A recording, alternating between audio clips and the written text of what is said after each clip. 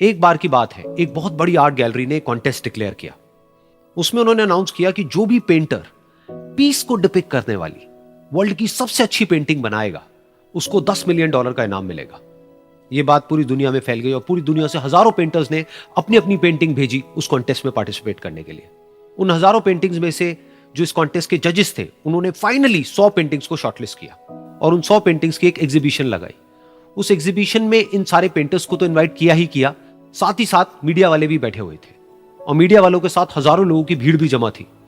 क्योंकि prize amount इतना बड़ा था तो सबका इंटरेस्ट था ये जानने में कि कौन जीतेगा, कि वो पेंटिंग कैसी होगी और कौन वो पेंटर होगा जिसको इतना बड़ा अमाउंट मिलेगा।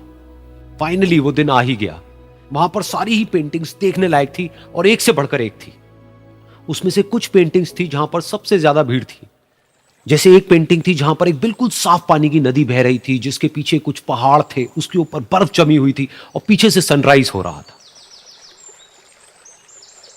एक और पेंटिंग थी जहां पर पेंटर ने पीस को डिपिक्ट किया था फुल मून नाइट के थ्रू, यानी कि एक बिल्कुल पीसफुल लेक थी जिसका पानी बिल्कुल स्टिल था, इतना स्टिल कि उसके अंदर आप रिफ्लेक्शन देख सकते थे आसपास में जो भी कुछ था उसका, बिल्कुल एक मिरर की तरह। और बिल्कुल डार्क आसमान में कुछ तारे चमक रहे थे और एक चांद चमक रहा था।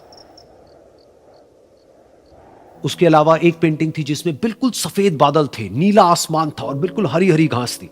यानी कि सारी ही पेंटिंग्स ऐसी जिसको देख करके ही मन शांत हो जाए। तो कॉन्टेस्ट बहुत ही टफ था क्योंकि सारी पेंटिंग्स एक से बढ़कर एक थी। तो जजेस के लिए शॉर्टलिस्ट करना कि कौन सी पेंटिंग बेस्ट है, that was very very difficult.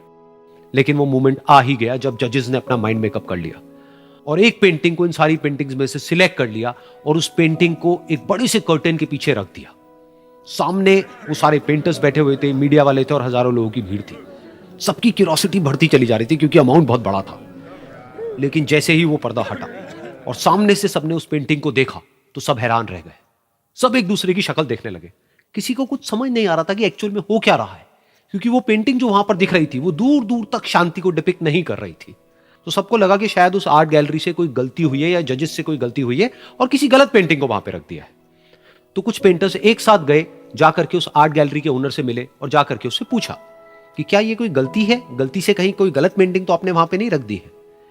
तो आर्ट गैलरी वाला थोड़ा सा मुस्कुराया और बोला, नहीं ये पेंटिंग बिल्कुल ठीक है, जजेस ने इसी पेंटिंग को सिलेक्ट किया है और यही पेंटिंग आज की विनर है।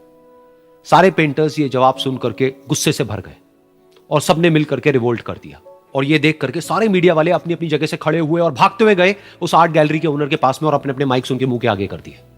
तो अगेन वो आर्ट गैलरी का जो ओनर था वो हल्का सा मुस्कुराया और उसने कहा कि मुझे कुछ बोलने से पहले एक बार इस पेंटिंग को आप लोग ध्यान से देखिए, थोड़ा पास से देखिए, शायद आपको कुछ ऐसा नजर आए जो दूर से नजर नहीं आ रहा है। क्योंकि आप सबने एक चीज तो देख ली कि इस पेंटिंग में आंधी है, तूफान है, चारों तरफ सब कुछ तहस नहस हो रहा है, आसमान में बिजली कड़क रही है, काले बादल हैं, ये सब तो आपने देख लिया। लेकिन एक चीज नहीं देखी कि इस पेंटिंग में एक घर भी है। उस घर में एक छोटी सी खिड़की है जहां पर एक आदमी खड़ा हुआ है।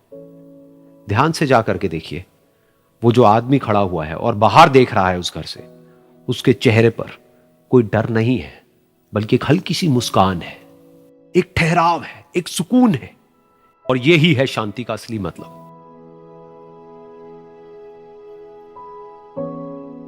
यानी कि शांति का मतलब यह नहीं है कि हमारे बाहर सब कुछ शांत है और फिर हम शांत हैं, क्योंकि वो टेम्पररी है। असली शांति का मतलब यह है कि हमारे बाहर चाहे जो कुछ भी हो रहा हो, हम अंदर से पूरी तरह से शांत हैं, हमारा मन शांत है। क्योंकि जिसका मन शांत नहीं है, उसको चाहे आप कितनी भी सुंदर से सुंदर जगह पर ले जाकर के बिठा दो, वो वहां पर भी जाकर के दुखी ही रहेगा।